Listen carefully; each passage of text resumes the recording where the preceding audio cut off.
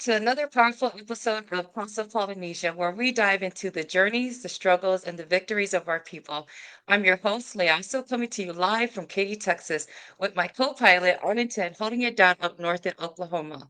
And tonight, we're turning the temperatures all the way up in the hot seat. Guest this evening is a walking testimony that no setback can stop a determined spirit. She's a proud Navy veteran, a daughter who just bought a home for her parents in California, and just recently walked across the stage with a Doctor of Business Administration proudly behind her name. One of my favorite posts on her Facebook stopped me in my tracks. She wrote, and I quote, I come out of every heartbreak with a degree. This heartbreak was from the Navy. Thank you. Is that your judgment drop of the year? I don't know what is. It is my absolute honor and joy to welcome to the hot seat Dr. Janet Tunoa. Welcome, Janet, with Second Success. Hello, Talofa Janet. hello, Talofa, Talofa. Well, Dr. Tunoa, first of all, congratulations. What a journey it's been. You've been in the Navy, walked through heartbreaks, survived setbacks, and came swinging with a doctorate. That alone deserves a standing ovation. So let's take it back for a minute. Who is Janet Tunoa before the degree, before the uniform, before the title doctor?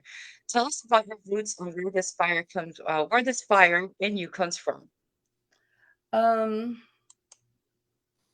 from my family, um, ever since I was young, my dad actually, I just remember one of our drives, um, I think driving home from school, this stuck with me throughout my educational journey. He told me, you know, people can take away everything from you. They can take away your money, everything you have, but they can't take away what's inside your brain. So I was like, you know what? You're right. You're right. So that's been my motivation. Just keep going, you know, no matter what I'm going through. I just kept pushing through. Yeah. So I have to ask, in regards to all of this, you know, you decided to get your bachelor's and join the Navy right afterwards. What made you decide to join of all parts of the military? Why the Navy? And why after your bachelor's? Usually, a lot of kids like to go before they go to college. Mhm. But what made you decide to take that route? Um, Honestly, right after high school, I wasn't, within standards to join any branch. So I was like, you know what? I'm just gonna go get my degree real quick. And then after I got my degree, I I started, working out, going to the gym. I lost like about 100 pounds just to join, Wow. the military. And I wanted to join the Air Force so bad. I wanted to be in the Air Force. And I remember going to the recruiter, and the recruiter, like, I caught her on the way out. And she said, "Oh, there's a year-long wait list." And I was like, "Oh, okay." Then the very next day, I went to the Navy recruiting office. The Army tried to get me, and I was like, "No, I can't. I can't."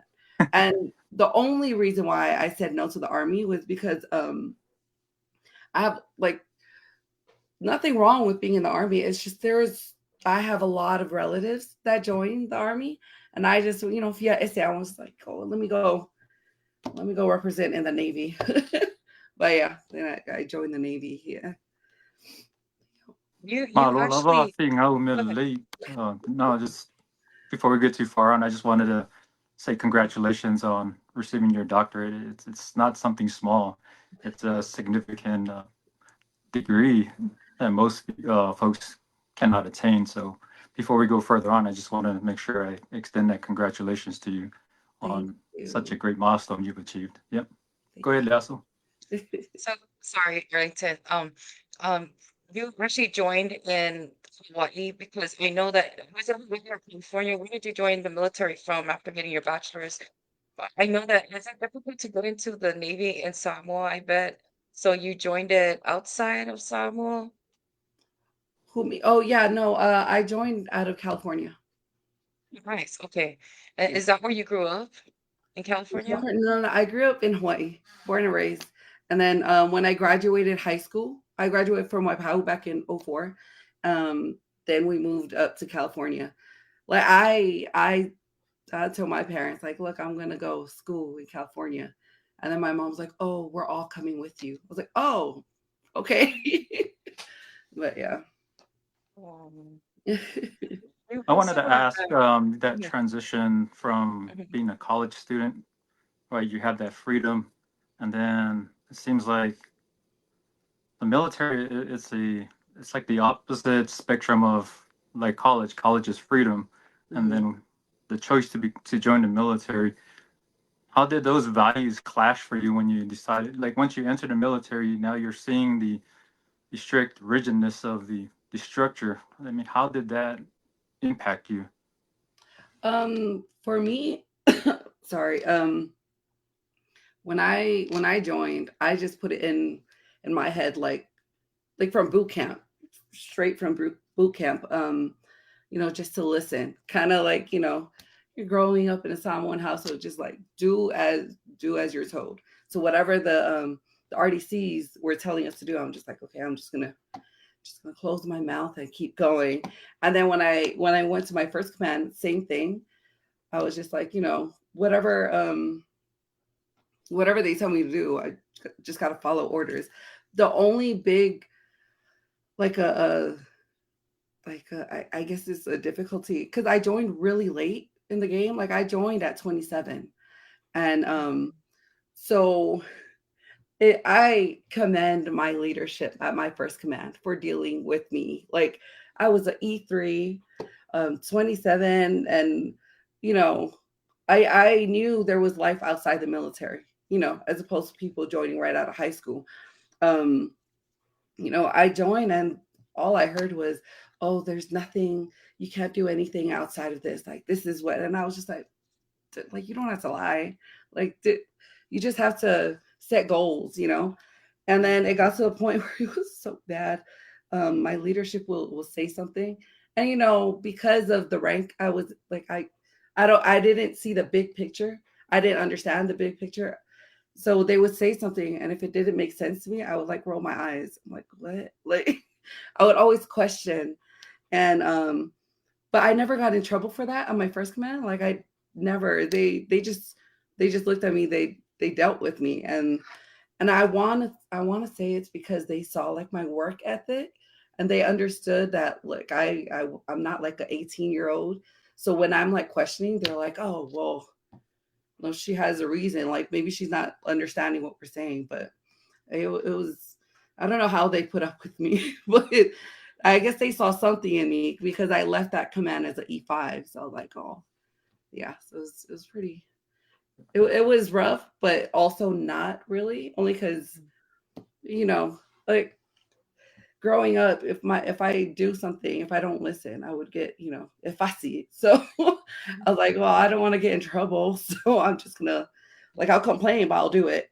Like, but Oh, thanks for sharing that. It's such a brave soul. You've answered what I was looking for, just the curiosity of someone, joining at a later age. It's not easy. And it paints a picture of like every step that you've shared with us so far to understand you're such a driven person. So uh, I love how you just keep on marching at your own beat. So yeah. yeah. yeah. Uh, Janet, I mentioned in the introduction about your message. Every heartbreak comes with a degree. Can you walk us through what you met in your journey? Um. So, so that's like it's like literally for me. So, the first heartbreak I've ever had, like I was like a little teenager, little might be, but the feelings were real. Like the hurt and the depression, and I was just like, you know what, I can't stay sad forever.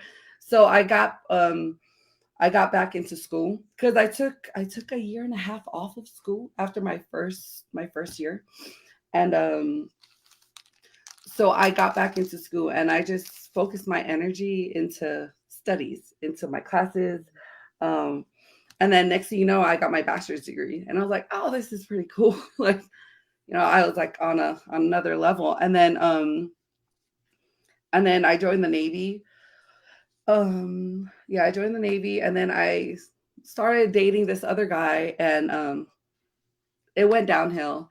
And that was like the absolute like worst feeling I've ever had. I guess because it's like the first adult relationship I've had. Mm. Uh, but then so when that happened, I also went downhill. Like my mental health, it was just like out. And then but when that was happening, I was well into my master's program. And I think I only had about 4 classes left, but I had to pause because like my mind wasn't into it. And I was just like, and then on top of that, I had to PCS. Um, so, For a second, what does PCS mean?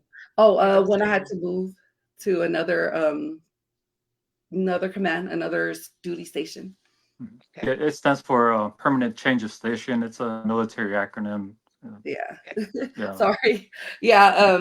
So once that happened, once I moved, because my first command, I was in Washington State, and then I moved across the country to Virginia. Once I settled down, and I was like, okay, let me get myself together again. So once I started focusing on school again, like school literally picked me out of my depression, my all of that. Next thing you know, I graduated my master's, um, and then and then I started my doctorate program. This is like 2019, but same thing. Like COVID happened, so it kind of, granted my classes were online, but still it was just like a weird adjustment I had to make, like in everything. Um, and then not only that, I had to move again. And so the third command I was at, it was a weird it was like a weird PTS for me because it was a brand new ship they were building. So I had to move from Virginia to San Diego, and then San Diego to Mississippi, to where the ship was at. And then from Mississippi we had to sail to Hawaii. So it was too many moving pieces. I really had to pause. Like I had to pause school, and being out at sea with the internet, it's not that reliable. So I didn't want to risk my grades. I didn't want to risk anything like dealing with That's school. smart. So yeah, so I had to pause it, and then got to Hawaii, picked it up again, and I was going through so much, so much with my command. It was just a lot for me, and I did not want to leave the Navy. I wanted to get out of that command. I guess I couldn't keep up with the up tempo. I like the constant, like we were always moving. We're always like going out to sea, doing like something, and there wasn't really a pause.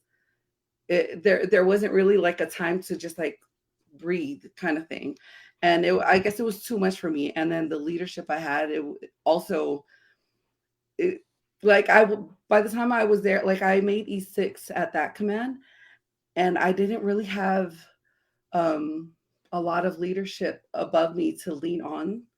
And I was like brand new E6, and I was like, I guess I wasn't that confident in myself, in my leadership skills. And when I was, I would always get like talked to, and I'm like, okay, well, it was just too much. And so I had to leave the ship.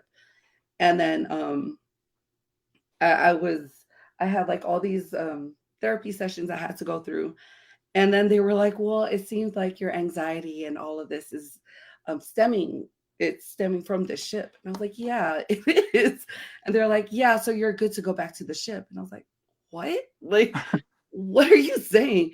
They're like, yeah, we can't take you out of that ship. And I was like, well, and oh, they said something, they couldn't take me out of the Navy. And I was like, I don't want to get out the Navy. I like, you can put me, I lived literally what I told them. I was like, you can put me on any ship that's out there, on a carrier that's out in the Fifth Fleet, which is like the Middle East, on deployment right now, and I would gladly take it. I would go to any command. I don't want to leave the Navy. And Mm. they were like, well, that's not how this works. And I was like, yeah, then get me out, because it's either I stay in and I lose myself, and I'd like, I like, honestly, I was like, if I stay in, there will be no me kind of thing. And they were like, oh, and I was like, yeah, so I'd rather be out than like, and then that's the heartbreak because I had to leave the Navy. And when I left, I stayed with my sister for a couple months and I felt so lost. Like when they packed up my things because I was in Hawaii and because I had one more the Navy moved my stuff to my home of record, which where I joined out of was California. So I remember when they packed up my stuff and they nailed, all of that. Like I was in tears. I was like, I don't know where to go from here. Like I don't sorry, just thinking about it kind of like Yeah. puts me back there. But I was really sad. I was like, dang, I spent 10 years of my life and like I was set, like my goal was retirement. I wanted to be an officer. I wanted to do so much. And then but that God had other plans for me. So when I moved to my sister, I was living out of two suitcases, the big suitcases. My sister's like, you can unpack. I was like, no, no, no. This is gonna motivate me to get out. And she's like, you can sleep in the room. I was like, no, I'm sleeping on the couch because I'm Oh, not gonna stay here for long. And then I got the job that I have now, and I focused more on school, and that's where I'm at now. Like I just started the job I've been at. I've only been there for a year, but now, like fast forward a year later, well, 2023, 2 years of being out the Navy, and I've got my doctorate. That's where that heartbreak is like, okay, I so every, and I also told my family this, like, I it's not for everyone. I know it's hard, but going through like depression and stuff like that, what picked me up, what my advice was school. School always picked me up because I felt better about myself. Every class I passed, every grade I got, every degree I got, I felt better about myself. So that was my little pick me up every time I felt sad. I was like, nope, school is gonna make me feel better. Like, but yeah, that's where that whole thing, the Yeah. saying, what I put up on there, that's where that came from. Now, you brought up a good point, and I'm trying to relate. I think we mentioned this on a previous podcast. I shared with Leaso part of being in the military. As you climb the ranks, you lose more and more folks that you can share your problems with, and once you reach a certain rank, you can't really share the struggles you're going through because they're expecting you to be able to, right, to control yourself. Hmm. And the minute you mentioned, I need help, they look at you as, okay, are you fit to lead? So the tendency then turns back to us as, well, let me just close my window of speaking to others, right? And then that's where, like what you're explaining now, it starts to grow and it starts to affect you mentally because you have no one to talk to. Where's my supporting cast? Hmm. Where is this support the military is supposed to offer me? I mean, we say we have advocate programs in the military to help folks, but then the minute you bring these issues forth, it's not really, sometimes just don't work. And I'm sad that it didn't work out in your case, but uh, without looking back, it turned out to be a good thing. It helped you achieve a greater goal. And that's kind of what I asked earlier.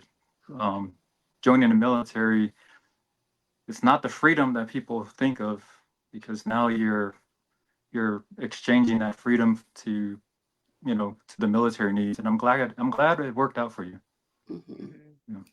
Thank you. Yeah, it's I remember when I first joined, and I would always call my mom and I would vent to her, like whatever that's going on the ship. I would always vent to her, and she would Oh, have like, oh, and I'm like, oh my gosh, no, no, no. Like I'm just trying to release. I'm just trying to, I don't regret. Like till this day, I don't regret joining, but like that's true. Like when you climb the ranks, like there's really not a lot of people you can lean on when the higher you get.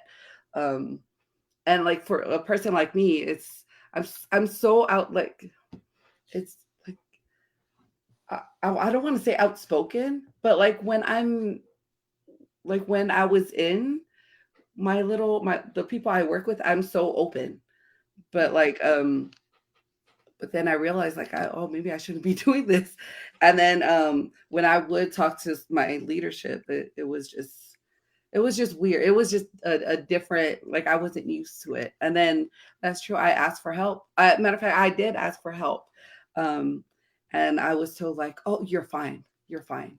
And I'm like, how do you know that I'm fine when I'm asking for help? And then it kept going. I think a month of me like asking, and then became serious. And I was like, no, I need to go because like you guys weren't listening. Like, so I found help while I was in, and then like it was a huge adjustment when I got out. And it's true because like there really isn't that much freedom when you're in, but the freedom, like everything, like people see the what you get afterwards, right? Like you get Hmm. like your disability, or you get like the medical, like the VA. um you get the VA loan, you get the GI Bill. They're like, oh, that must be nice. I'm like, but you guys have no idea what I had to go through. Right. Like the struggle I had to deal with. Like it's yeah, it's nice Right. to have now, but Mhm. Yeah, yeah. to walk in your shoes and experience the sacrifices that you're making, the Mm, stress that you're doing. It's not an 8 hour job. It's yeah. 12, 14 hours. So Hmm. yeah, a lot of stress put on you. Yeah. Yep, yep. You have to ask about, with you being in the Navy and on the ship for months and right? Um, was it just, were you the only Polynesian on there? And uh on my first ship, I wasn't. okay. On my first ship, I wasn't the only. I'm very thankful for all of them. um, and and on top of that, I was on a carrier, so it's like a big floating city. So it was nice seeing other Polynesians. Like as soon as we saw like a new one, we're like, hey, there's another. We need to go talk to that person. And I remember one of my friends. Oh my gosh, it was so funny. I saw him. It was a Tongan guy. Um, Mhm. I remember when I saw him on the mess decks, I saw him, I was like, oh my gosh, hey, are you Polynesian? And I think I thought I scared him because I was like, yo, there's a few of us on the ship. Here's my number. If you need anything, hit me up. And he was like, oh, okay. And then he asked for my number again. And I was like, what the heck? Like I gave it. And then he started avoiding me. And I'm like, oh my gosh, I think I scared him. Like, but then like one of the underways, he came around and he was just like, sis, I'm so sorry. And I was like, no, I thought I scared you. He's like, no, I was embarrassed because I kept losing your number. I didn't want to ask again. And I was like, what the heck? But yeah, there are quite a few of us. There's a few Samoans, like we still keep in touch to this day. Samoans, Fijians, Tongans on that first ship I had. But then my second command, I feel like yeah, I was the only Polynesian in that command. But to me, it didn't really bother me too much. Mhm. But then because I feel like because I was on shore, so I could easily call my family, call my friends. Um, I wasn't out to sea with no connections and anything. But Yeah. my last command, I was well. There was the Afakasi, but his job always like he always had to be in like his area, so I rarely saw him. But yeah, I felt so alone on that ship. Like in a sense where I'm the only Polynesian, like I'm the only, and we were going to Hawaii, and so I was like, as long as I get there, I have my family again. Mhm. But yeah. Do you feel like your upbringing has helped you get through these phases in the military? Were those upbringings able to give you strength, because it was just you on that ship that you felt like you being alone. How was that for you? um, I honestly, I just dived into work, just kept myself busy. Um, because my job on the ship, I was a logistics specialist so in supply, so there's always something to do. So I kind of stayed busy with that. If I wasn't doing that, I was reading. I was like, it was either one or the other. So, but yeah. that helped me. And emails. I was always emailing my sister. So just keeping in touch like that. Because there's no, I couldn't call out. Like there was, Yeah. yeah. And I could barely go on like social media. Actually, I didn't go on social media because I forgot my password. So it was just strictly emails. But yeah. How many siblings do you have? So um in total there's like 10 of us. Wow. But like from my dad there's 10. But like my mom, like there's 4 of us. I'm my mom's oldest. But Yeah. You're mhm. very close to your sister with all her, was it 5 kids? uh the 4 of us, like for my Mhm. mom's, like I'm close, very close to my sister. Oh yeah, sorry, I'm just like, yeah, my sister, the one with the 5 kids. I'm very close to her. Well, I would like to think I'm, because she's close to me too. But yeah, I that's who I'm always talking to her about random things. I'm just like, hey, what are you doing? And I'll tell her about like, oh yeah, work was so boring. Like stuff that she probably couldn't relate to, but I'm just like, no, I Mhm. just want to talk. Like, but yeah. You have to Well, I tell me wanted to about your ask road trip. you. Oh, go ahead. Go ahead. Go Yeah, I ahead. wanted to ask you the degree field that you got into, right? Like a business background. Was that a passion of yours? Is that why you pursued business? Uh, so um, my mom, she was an accountant. So I wanted to be just like her. Yeah, I was like, I'm going to be an accountant. And then I remember was it my first or second year of college? I told her, I was like, Mom, I want to do psychology. I want to like major in psychology. And she's like, for what? I was like, because I want to learn. I want to be a psychologist. I want to be a counselor. She's like, oh, there's no money in that. Go finish accounting. And I was like, okay. So I just stuck with it. And accounting, it makes sense to me. Like the numbers, like the checks and balances, everything just made sense to me. So I just stuck with it. Good Yeah. job, mom. Good job. Yeah. My Yeah. mom Yeah. seems to be the straight shooter type of person, like, like, hey, nope, get it done. Let's wipe your tears. Let's get over it. Let's move on. Hmm. Yep, that's my mom. Yeah. So, yeah, I think we asked last night, what was Mm. the most challenging subject that you faced throughout, whether it's your undergrad or master's? It was honestly, it was between statistics and business law. Hmm. It was like my most difficult classes, and that was my undergrad.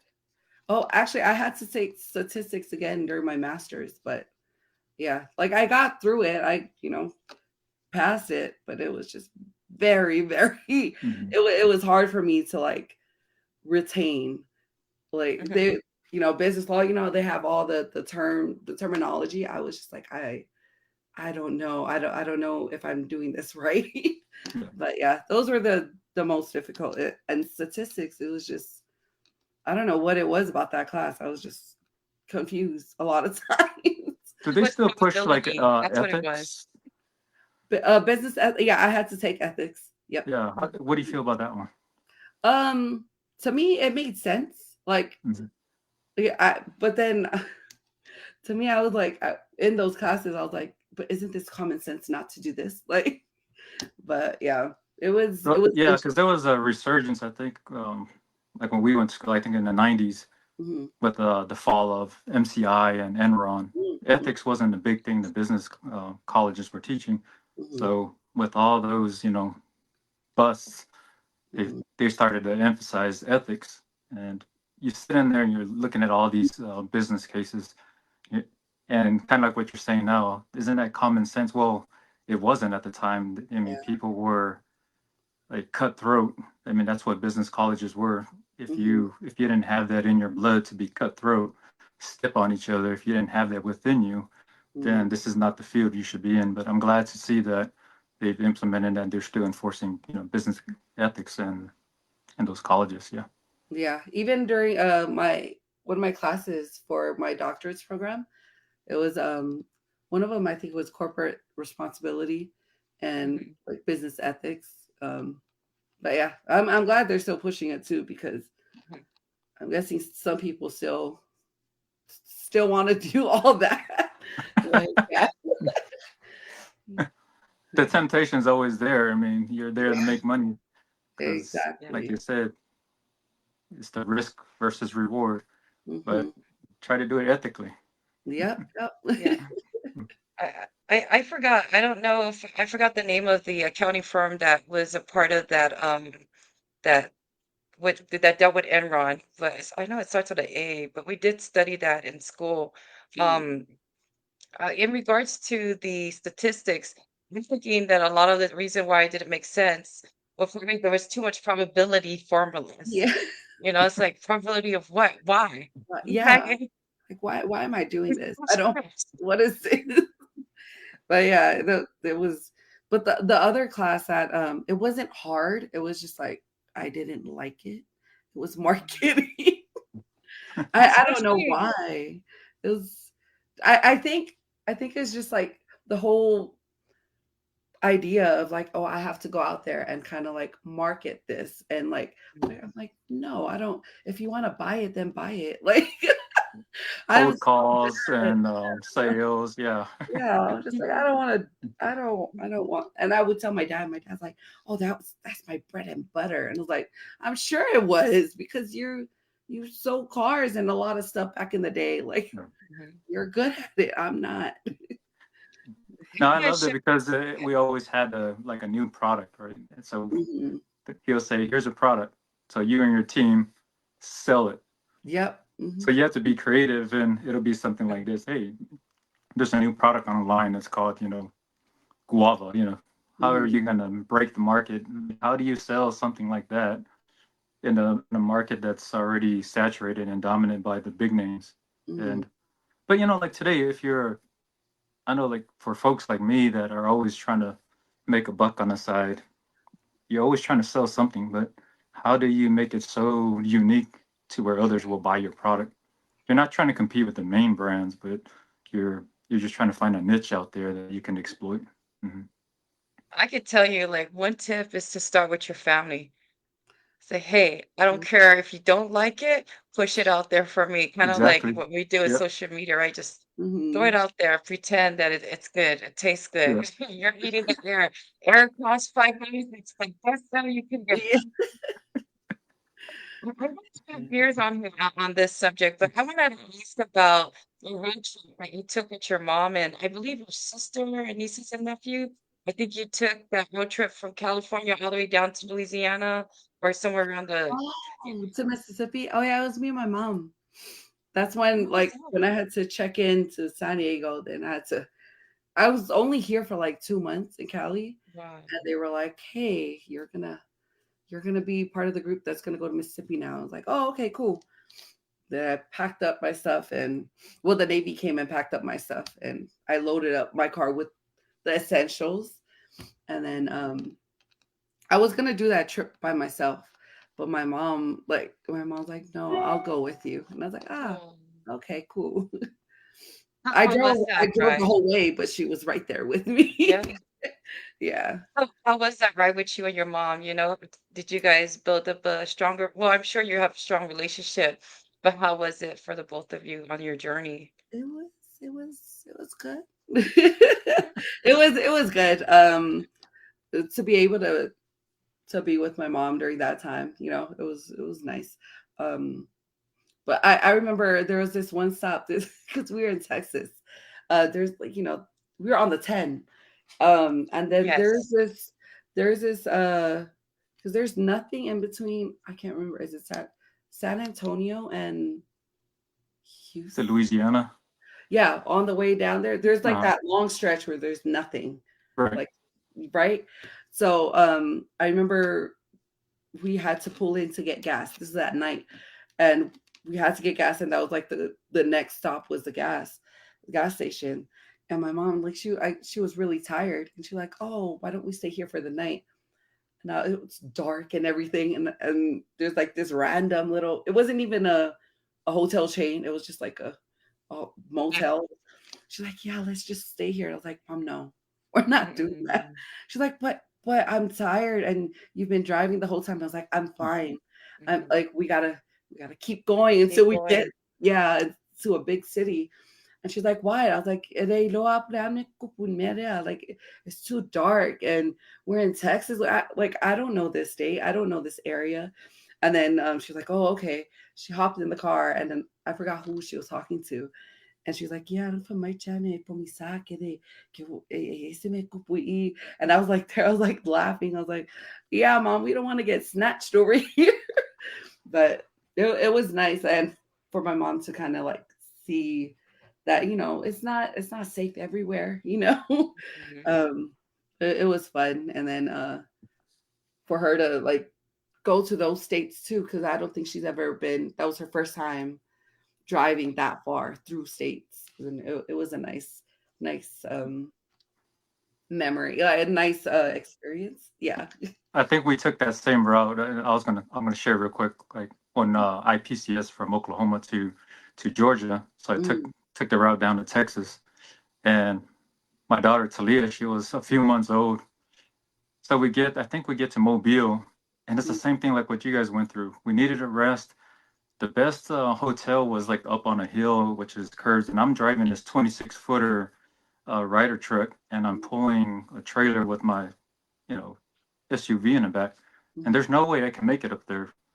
So there's this like beat up hotel chain, motel chain, and we get there, and it was kind of like how you described it.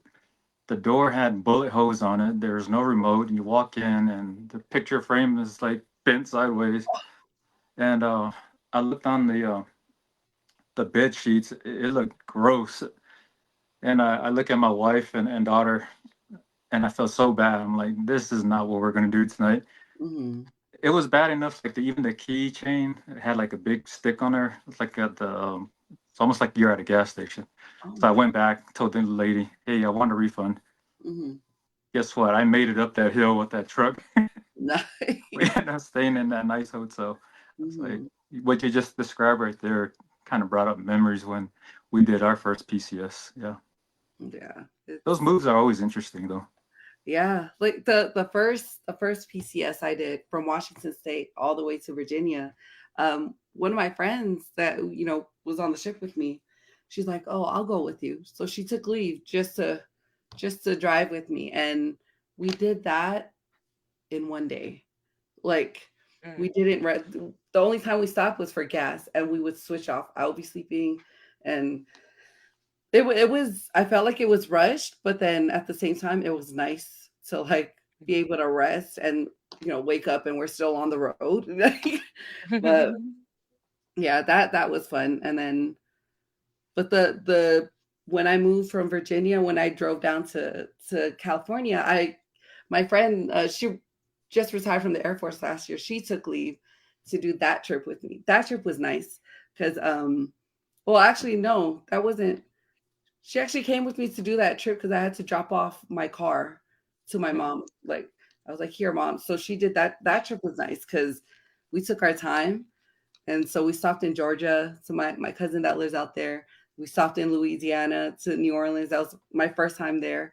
It was pretty nice. And then my auntie, she came to do the PCS drive with me, but instead of going down, we kind of went sort of in the middle. Like we stopped in Arkansas, we stopped in South Carolina, then Georgia, and then Arkansas because my cousin was going to college out there, so we stopped there. And then we drove through Oklahoma. I was like, man, it looks pretty, but I was like, there's Hey, really don't say anything nothing. bad about Oklahoma. Oh, it looks pretty, right? Like and like the day driving through, and then I was like, this is really nothing out here. I gotta keep. But we stopped in Oklahoma. We stopped. There's this place. It's called Pops. It was Yeah. so nice. Like all these like different sodas. I was like, oh, this is the Hmm. spot. And then we kept pushing, but we did that route because I didn't want to go down through Texas. I wanted to go through the panhandle of Texas. Like, but that was fun too. But no. You guys ended Um, up in Louisiana, right? And so how was that? You know how everything changed from the landscape, and then you get to Louisiana, and it's like, oh my gosh, what am I looking at? What was that for you? It was interesting. Even my first time in Louisiana. Oh, sorry, I gotta tell this story. The first time we went to Louisiana, with me and my friend, um, she was like, "Oh, let's go to New Orleans." Like both of our first times there, and I was like, "Oh, okay." So I'm following the maps, right? And the hotel we got was on Bourbon Street, it was like right at the corner. So Wow. we're going towards the hotel, and we end up like behind this car, like in a it was like an alley, it was a back alley somewhere. And I'm looking at my friend, I'm like, yo, I think they're arguing. I think the people in front of us, I think they're arguing. She's like, no, they're not. And I was like, no, I think they are. And then they came out of the car. Like they came out of the car and they were just like yelling. And I was just like, oh my gosh, I don't like this. And then there was a kid that was there. The kid came out and then it walked, and I was like, what the? So we slowly inched our way around the car, and then we went to the hotel, and then we we wanted to get something to eat, so we just walked Bourbon Street, and there was this guy. You know how they have the beads? So the guy came up with the beads. He's like, "Oh, here," and we're like, "No, no, no, no, thank you." He's like, "No, you have to experience," and we're like, "No, no, thank you." And he's like, "No, here, try it on." And so he puts it on us, and then he's like, "Oh, where's my money?" And we're like, "Oh no, we don't have cash." He looks like, "Give me back my beads." I'm like, "Dude, we didn't want this." I was like, "Oh my gosh, I don't like this place." And then the hotel we were at, there was a roach, and I was like, "I hate this. I hate." My friend is just like, "But it's the experience." I was like, "I hate New Orleans. I don't like." But the food is Yes. is so good. I Yes. like love the food, but Hmm. I don't. I think I've had my fair share of being in New Orleans. I'm like, it's cool, but I'm good. I don't think I want to go back. It's a different kind of heat over there, isn't it? Like you It just sweat. Yeah. sweat, like you're just humid. And I remember when I was in Mississippi, because it's the same thing, the humidity. One of the Filipino guys on the ship was like, well, aren't you from Hawaii? Isn't it humid in Hawaii? And I was like, but there's always wind. Like Mm. we have nice, Trade wind winds. winds. Yeah. Like no. And then I, Louisiana has those big flies. They're about like this. Like, yeah. there's the bugs out there are crazy. Mhm. Yeah. And I can't even deal like with roach.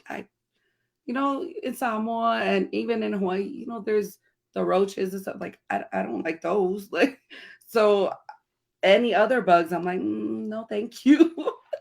But, yeah. I want to talk about, the purchasing of your new home that you bought for your parents. Tell us Yeah. about that.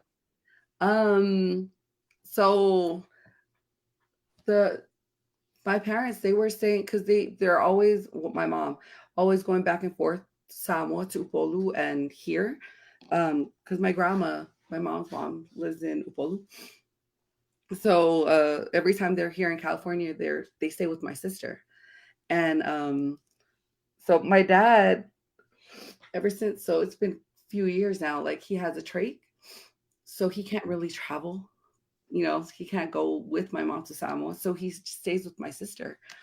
And so like when I got out the Navy, and like my dad, he was in the hospital at the time, and I just felt so bad. I felt like my sister has 5 kids, and like four boys, one girl, and I was like, my niece, she needs her own room, like yeah, she was sharing a room with her brothers, but it's like when you're a girl, you can't room with the boys, like when you start growing up and stuff. So I told my sister, I was like, no, I'm going to start looking. Matter of fact, I started looking at houses before I even told my family, because I didn't want to put it out there and it Mhm. didn't fall through. So I was like, I'm just gonna see what happens. And then I got pre-approved. The VA, I used the VA loan. I got pre-approved, and then I really started looking. And then once I got my realtor, that's when I told my family, like, hey, you guys want to come with me, like, to look at houses? So my other sister, she lives in Washington. She came out with me, actually walked through like a few houses, and then we came to this one, And I was like, no, I think this is gonna be the one, you know. So my as soon as that happened, I told my parents like, oh, I got us a house. Like, so yeah, that was it was really nice. And to hear my dad, like, you know, my dad is like in his late 70s now. And I just remember when they finally settled down, like, you know, over here and everything, he was like, you know, thank you so much. You know, and I'm happy that you know, at least when I leave, when I die, at least I know, like, I've seen this happen in my lifetime. And I was like, oh, dad, like, dad. Whenever he talks like that, I'm like, you're not going anywhere. Like, you're gonna live forever. Like, but yeah, he loves it here, and I'm very grateful for that. And it's funny because I think other people were like, oh, you've always wanted to get a house for your parents. I'm like, I don't remember saying that, but I'm glad you guys remember that. But yeah, that's You that. have, you know, I was going through your photos and videos, and um, you have such a good support system with your family. Or doing our test run last night, you mentioned how you were surprised of a graduation party. Yes, yes. My sister and her husband, they did all of that. They like I invited the people. Well, it was just family and like a few coworkers, but they threw the whole party thing. And it was my first graduation party ever. I've never had a grad party. It was always I think like high school graduation. I just went to Jack in the Box after. That was literally it. And then I think when I got my bachelor's, we went to a buffet. Mhm. And then I got my master's. We just went to a Korean barbecue. But so this one, I told my family, like, actually, I even told him, I was like, you know what? Because I was stressing out about it because I already invited people and people already paid for their fares. And I was like, oh my gosh, we need to do something. So I was like, oh, we'll do a party here in the back. Like, we have a huge backyard. And then I was like, oh no, that's too much. Like the cost was going way too high. And I was like, no. And I was like, oh, why don't we? And then I told my sister, I think I'm gonna make bentos for everyone. And she was like, what? I was like, I think I'm just gonna pack bentos and be like, thank you so much for coming. And she's like, that is ghetto. Wrong No. with that. Huh? Nothing wrong with pencils. I'll take it. Yeah, I was like, just simple. And she was like, what? No, that's not for a doctorate's degree. And I was like, what? Like, that is for a doctorate's degree. And then I was like, okay, never mind. You know, she was like, what about a restaurant? I was like, you know what? Yeah. So I started looking at for restaurants, hitting them up. And then I told my sister, and she was like, you better not put a down payment. I'm like, what? Like, I have to put a deposit. I have to. She's like, if you give them money, we are not coming. And I was like, oh, okay. She's like, you just tell me what's going on. I was like, oh, okay. So I sent her all the info. And then I was still stressing out because like I kept thinking about the number of people coming. Mhm. And then my close friends, they would tell me, stop stressing out, stop worrying about everything. And my sister's like, just stop, just stop. And I was like, what? Yeah, who's planning? Like, I have to plan. Like, and I'm such a Yes. control freak. Like, I want to know what's happening. So I was stressing, and they kept telling me, stop, stop. And then my friends are like, you know, let your family deal with it. I'm like, no, I don't want them to go out of pocket for anything. Like, because I was like, my sister, she has 5 kids. My mom, like, she has, you know, my grandma to worry about, my grandma and my dad. And then my other sister, she has her own thing, you know, that she has to worry about. And I was like, I don't want anyone stressing over me. Like, that's not a thing. Like, I need to worry about things, you know. Mhm. And then next thing you know, I walk in and it's like a whole full blown party. I was like, oh my gosh, this is crazy. Yeah, it turned out really nice. It was like nice, small, and intimate. It was just family too. So it was really nice. Yeah. I wanted to I will. ask you, with your, you know, such a great achievement of receiving your doctorates, how do we normalize that? How do we push the next generation of Polynesians or Samoans to continue to push towards that doctorate degree? Like, don't stop at a bachelor's, don't stop at a master's. what's your advice to the folks that are out there who are contemplating, do I continue with a career field or just push forward beyond that master's degree and you too can achieve a doctorate degree? Like, what can you share with us? Um, Honestly, like just keep going. Like, like just it's hard. Yeah, it's hard work, but like if I can do it, and I'm not the only one too, there's other Samoans that did it, you know, you can do it too. Like just especially if they're contemplating it, like, if you're thinking about it, just just do it, like it's easier said than done, but it's like just go for it, because that's with me too. Like I didn't want to do it. I really didn't want to go past the bachelor's, but just pray on it. And if to me, if it's in your heart, if it's your desire, then why question it? God put that desire in you. Just move forward. And in the hard times, like the hard classes, you think it's too much, is just pray. Like it's crazy, because that's also how I got through. Like I would be down on my knees, just like crying, like why am I? And then on top of that, don't be afraid to take pause, like to pause. Like if life is happening, you can just pause, like say, hey, I need to take a break, I need to step back from my classes, I'll come back, the next quarter or the next semester. Like it's okay to take a pause. Like my doctorate's program was literally, it was supposed to be 3 years, but it took me from 2019, 21, 2, 3, 4, 5. It took me 6 years to get through it, because I kept, like, whenever I was moving, whenever like stuff was happening in my life, I had to pause. I was like, I'm not gonna overstress myself. So like my I lost. Sorry, I forgot what I was gonna say. Okay. The word I was gonna say, but just keep going, keep pushing through. Like life is hard, right? But no matter what you choose in life, it's hard. So you might as well choose the right hard that you want to deal with, and then on top of that, just think about like walking across that stage wearing like this nice Harry Potter looking robe. You got it. Yeah. No, thanks for sharing. You're such a great inspiration for others. And I told you last night, um, what you've achieved is something that I'm not ashamed to point that out. Like I'm envious of your accomplishments. So I will always say congratulations and salute to you. And I forgot to mention earlier, thank you for your service as well. That Oh, you being a too. vet, Your yeah. So, service. So, I want to go back to the VA loan. Can you share with some of our military folks who have never experienced that process?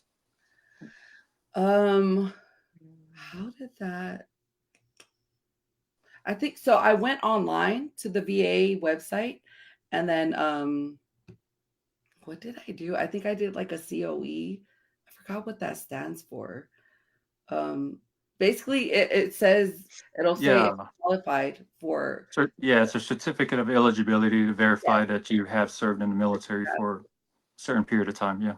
Okay. yeah. So like that, I know I had to do that, but the first thing I did, I went through Navy Fed, because I'm like with Navy Fed, and I just applied for a home loan, and I got pre-approved. And the person that was trying to work with me, like that person was just like pushing me aside, and I was just like, okay, so I'm gonna go somewhere else. And I honestly, I forgot where I went, or no, I didn't reach out to anyone. Century 21, the veteran, reached out to me. I guess somewhere along the lines of me putting in an application, I guess it just went out to everyone. I don't know how that happened, but he reached out to me, and he said, um, like, I can help you out. But that's really all I did. I just went online to the VA website and to the home loan, and I whatever it was, anything that said home loan, I just kept clicking and applying. But that's that's what I did. It was a rough, not really rough. It was just like the anticipation of Mhm. it, and just seeing, because like I thought I had horrible credit, but they were like, "Oh no, you're good for this amount," and I was like, "Oh, that's pretty cool." And the struggle was looking for a house Mhm. within that price, and not getting distracted by the houses that were above that price. Mhm. And then yeah, it was a fun experience. Like, just being able to walk through the houses and be like, "Oh, this is happening," and then to like find something that you like and not settle for. Mhm. But yeah, that's I'm sorry, I don't have I don't know why I can't even remember how I Uh, came about the it's a VA. good point. I think because like a lot of veterans don't understand that process, Mhm, and there's a few tidbits that, just to share. There's programs the city or the state will offer, and like city bonds, right? If you're mhm, not familiar with those, as you're going through the loan process, ask those lenders, are there any city bonds that I can that I'm eligible for? So they'll have, for instance, like for our city in Norman, Oklahoma, sometimes they'll offer veterans, do you want to take the lowest interest rate available? Or the other option is, 5,000 down, like they'll give you 5 grand, based on your income. So, mhm. it can sort of offset some of those early mortgage issues that, you know, as you're Yeah, trying to set up your loan. But, yeah, you have to ask them. They won't tell you yet to ask. yeah. Yeah. That's like my realtor, he did, like, he didn't tell me what he was doing. Like, he got a bunch of, like, I didn't have any down payment. Like, the last homeowners, they paid me to take the house, which is pretty cool. And he I'm sure the realtor like explained like what thing that he was applying, and I was just like, "Oh, cool." I don't know what it was, but it was a bunch of them were because I'm a veteran, Mhm. and that was pretty. And I think home, what's it called? Navy Fed. They had a thing too, and he was tied into it that gave me, like, I think it was 10,000, 20,000 back, and I was like, "Oh, that's pretty nice." But yeah, there are a lot. It's just like, just got to do a bunch of research, and yeah, ask a lot of questions. Even ask a realtor a lot of questions, and hopefully they get a veteran realtor that'll look out. Yeah. So Can we talk I about mean, financial go ahead. literacy? Our Mhm. people, financial literacy, well, not just our people, just in general. Is that Mhm. something that we need to educate our younger folks with? Yes, that is definitely something. Like, I wish I knew that growing up. But like my dad, I would always see him. He used to run the finances in the family. He would always be, but like, he was always budgeting, and I would always look. I'm like, oh my gosh, that's so boring. Like, why are you doing that? Like, that seems so. But here I am. I have my own spreadsheet, and it's important. Like, you go to work and you get paid, and it's so easy to be like, oh, this money is in the bank, I'm gonna go spend it. But they're not realizing there are bills coming. Like, and these bill collectors do not stop. Like, they don't care what you got going on, they're gonna come after you. um but it's very important for people to understand, especially the not just the Samoan community, but Polynesians in general, like, um to put that in mind, like, to have your bills paid before you pour out into the community, into your family, because we're so used to, all these falaves come through, and they're like, oh, you got to put in this much. I'm like, oh, but what about the rent? What about the mortgage? What about the food? Amen. Yeah, and they're like, oh, I'm like, no, no, no, this is due now.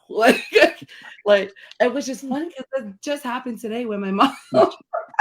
So I guess they were having a plate sale, and she was like, "Oh, you're gonna pay for four," and I was like, "No, I'm not. I'm gonna pay for one." And she's like, "You can do it," and I was like, "So according to my calculations, I can't afford to like, I mean, granted I can, but then I was like, that would tie me up until the next paycheck.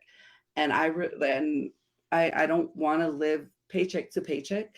Like growing up, that's how it was, which Hmm. like, I don't look down on people that do like, sometimes that just it is that's how it Hmm. happens.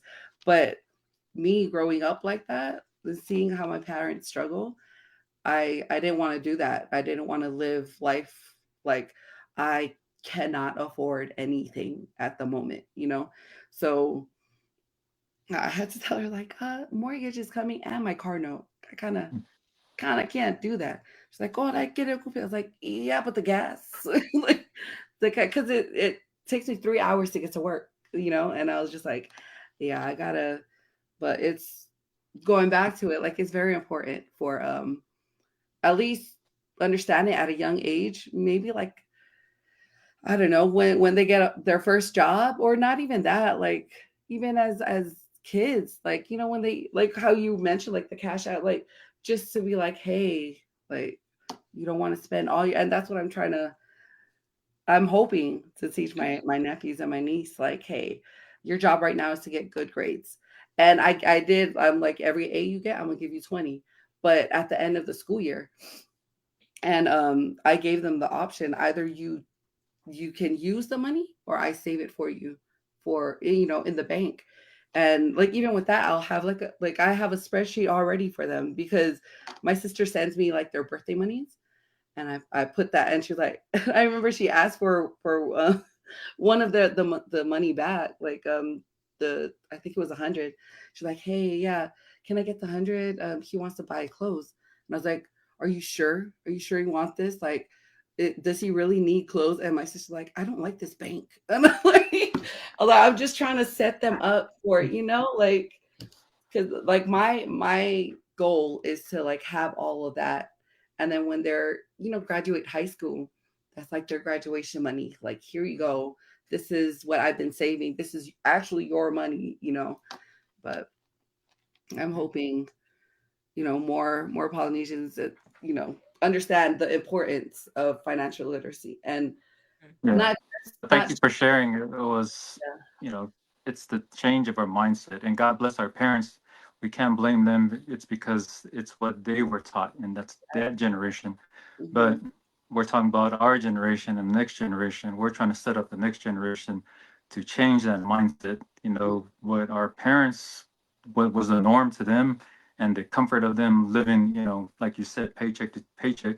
mhm, Yeah, you're describing almost like my family, and I think that also describes most of the Samoan families. We're mhm. all experiencing exactly what you're talking about, but we don't want our kids to go through that, and we're trying to change Yeah, that. So, Yeah. thank you for sharing that. yeah. Mhm, So I have to say, like, you just going back to what we discussed earlier today in regards to your life challenges. I feel like it was meant for you to go through these things. mhm, It really helped make you stronger. And I feel like I don't think I've ever met anyone that never had a mental breakdown or go through those mental challenges, because it's real, yeah, and mhm, it's one of those things where in Samoan culture it's kind of like, get over it, just move yeah, on. mhm, And I really like how you talked about you you stayed with your sister. You had two big luggages, but you didn't want to open it. mhm, That was to motivate you to move out. We mhm, have so many people who will take that and be like, okay, well, I'm just gonna settle down and relax. mhm, But I always like tell my kids, like, don't ever get comfortable in anything you do, mhm, ever, because there's always room for growth. There's always room to be better. And mhm. so, with that said, I wanted to ask you, if you can look back in your life, it doesn't matter, childhood, adult, teenage, whatever, is there anything that you could have done differently and why? Honestly, um, not really. And I only say that because all of that brought me to where I am. Just like you said, all of that helped shape helped shape me as a person who I am today. And it got me all the struggles, all of that, everything I went through brought me to this place, like, in this new house, my degree. Like, if I didn't go through that, I don't know what path I would have been on. So, um, I'll probably, yeah, no, like, there were times where I would think about that, like, oh, like maybe if I did, I would tell myself like, hey, stop crying, stop. But then through all of that, it helped me become stronger. So I'm like, yeah. And Your nieces and nephews, say they go through what you're going through, right? And when they get to that point, um, mom to you was very tough. oh If they say, like, I'm gonna call auntie, I need some advice, what would you say to your nephew or nieces in those circumstances? yeah. Mm, like, if they were going through, if they, oh my gosh, I'm so sorry. If any of them ever go through whatever I went through, I would be there to support them, whatever their decision is. Like, I would be there, and I would tell them, like, it life doesn't stop here. It's this isn't. It always. Oh, I forgot what the saying is. There's always sunshine after the rain. There's always. And if you're down and out, it's not over. There's something after that. You're always um yeah. And then on top of that, God always has a plan. Like like in Jeremiah 29:11, he's like, he has a plan for all of us. Um Sorry, someone's knocking on the door. Um but yeah, and everything happens for a reason. It sucks. It, like, I would tell them straight up, yeah, I know it sucks, but you got to keep going. You got to keep pushing. Don't give up. Don't give up on life. Don't give up on your goals or anything. Like, I'll be there to support you all the way. Yeah. Okay, so also in regards to love life, for a lot of the women out there who are struggling and feeling like they need to be with someone, which everybody deserves to be with someone, right? Mm, Um, for those out there who are needing to be with someone, what is your advice to them? Because you were able to find an outlet, you were able to channel this, the challenges you went through mm. and make something better out of it. So what would you say to those who are going through that? Uh, those who are single and want to be with someone, uh, enjoy single life. Like, you don't need anyone.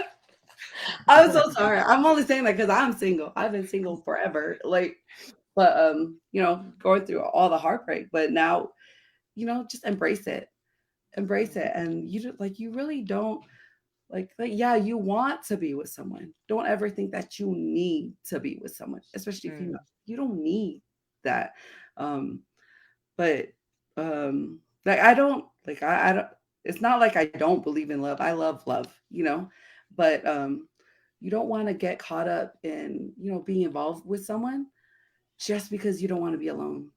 Because then that'll open up the door for more heartbreak. And then you're in a situation where you're like, dang, like, I want to leave, but I'm so in love with this person. But it's like, that's the wrong person, because you're not supposed to be hurting like that.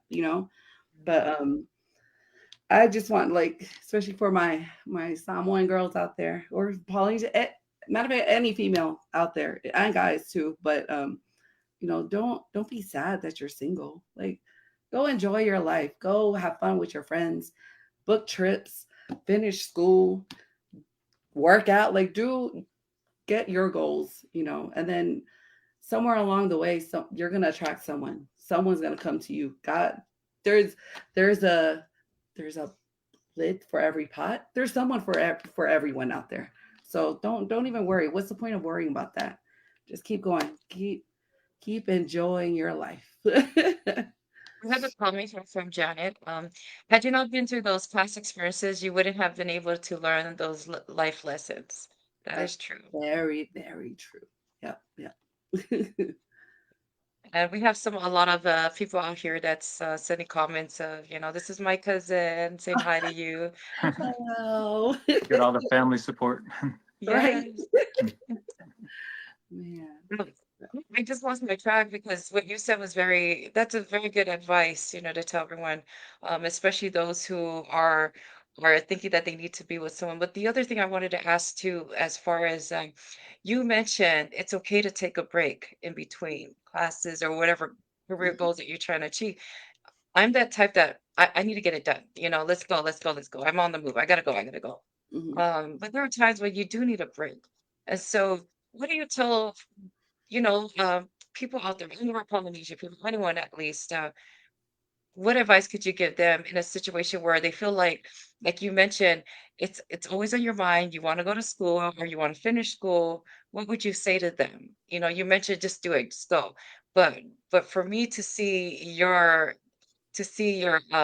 success, being able to make it through to get your doctorates, and I didn't know that it took you said 6 years? It took me that Y long Yeah, like, take and with you all you the were taking breaks. breaks, right? Yeah. Just advice to those who you're now watching this podcast and like, wow, you don't have to go straight, like, to take it within those straight, years that are recommended to get your PhD. Mhm. You can take a break. So what would you say to those who are going through challenges, wanting to make a career, but then they can't because they're going through these challenges? What would you say to them? To take it, one day at a time, like don't overwhelm yourself with all everything. Like, do what you know that you can do, or like no, I don't even know. Like, keep going, but only you know your limit, and you don't want to overwhelm yourself with all, like, say with school, you don't want to like keep going, and then you're mentally drained, you're burnt out because you got school, you got families, you got work. Like, you don't want to do all of that at once. Granted, a lot of people do, which is kudos to them, but when you feel like you're at that breaking point, then of course take a break. You don't want to, because in the end, like, school is always going to be there for sure. But my thing is, don't, yeah, take a break, but don't stop. Like, don't be like, oh, I took a break and now it's like 2 years, 3 years later, and but just keep going, and yeah, I don't know how else to, that, because yeah, even with everything I was going through, I kept putting stuff off. I kept putting my research off. My mom was like, "Oh, why am I that on?" And I'm like, oh, "I'm still doing my paper. Like, I'm still doing this." But like, I could have got it. I wanted to get it done last year because I graduated high school in 2004, and like I wanted the numbers to be like, Mhm. I am done with school 20 Yeah. years later. But I took too long of a like I took too long to finish up my research, and I was like, okay. But yeah, just, and then on top of that, don't be too hard on yourself when you do take a break, when you do take a pause. Don't be too hard on yourself, because those words, like your words to yourself, it sticks too. And you don't want to be too harsh on yourself, but yeah. Can you share some of the resources for those who are in the military to pursue that education, whether it's your GI Bill or your tuition assistance for those who aren't active duty? Yeah, there's the tuition assistance for sure. That's available only when you're in, right? They'll have that. Well, I don't know about the other branches, but I know for sure the Navy, while you're in, you have tuition assistance. And then uh there's also the post 9/11. Um like, I was told you can't use that while you're in, but you can if you want to. But I suggest use the tuition assistance while you're in, because you can use the post 9/11 when you get out, and you get Mhm. that extra monthly allowance to help with paying the rent, paying mortgage, paying whatever bills. But yeah, there's that. There are also colleges out there. They have the yellow ribbon program going on at colleges. Well, where they match, um, they what is it? They match the tuition or something like that. So basically, you really don't have to pay out of pocket. Um, even those that aren't in the military, like my bachelor's degree, I didn't I didn't have to take out any loans or anything. There's financial aid that's out there. So like, fill out the FAFSA and everything. And, there's the Pell Grant. Um, there's also EOP. I don't know if a lot of schools have that. I forgot. What is EOP? Oh, it's Equal Opportunity Program. I think that's what it stands for. But that helped pay for like some of my textbooks. And they also gave me like a little food voucher where I literally like I when I was getting my I was going to getting my associates, they gave me like a little food voucher, and my classes were so like spread out, but I didn't want to go home. I didn't want to tell my dad to come pick me up and then drop me off again. So I stayed at the school and I used that food voucher and I went to the cafeteria and got, how they have little the crackers with the cheese, and that was my lunch. That held me over until I got back home for dinner. But they have that. There's so many programs out there for veterans, especially. They just have to either go on the VA site and go, like, tap into the education and just really just read everything, whatever that pertains to you, and also to the school that you're going to. They'll have veteran programs as well, veteran assistance as well. Yeah. So I know that your transition, like after that 10-year period, you still had to like transition away from the military. Mhm. Although that last command was a painful process, but I know there are some good values that you gained from the military. Like, is there a certain one that sticks out to you that sort of sort of mold who you are today because of that military experience? Um, uh, just like communication, that goes a long way. And just accountability. I don't know. Like, I've learned a lot while I was in, 10 years of my life being in, and just being on top of your task and being accountable for your actions. Like, whatever you do, whether it's good or bad, own up to it.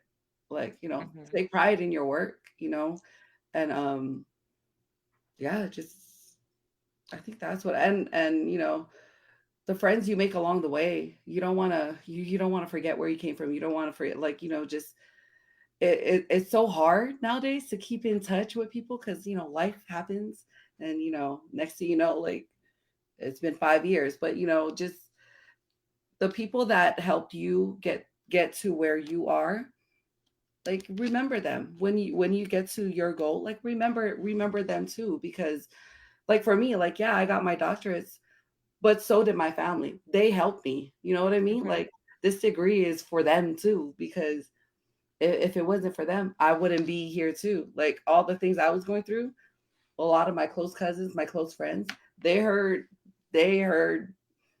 countless times where I would call and cry and like talk about either stress from school or stress from work, but they helped me along the way. So, or for those that are going through the same thing, like, don't forget your roots, don't forget your family, your friends that have been there for you. Don't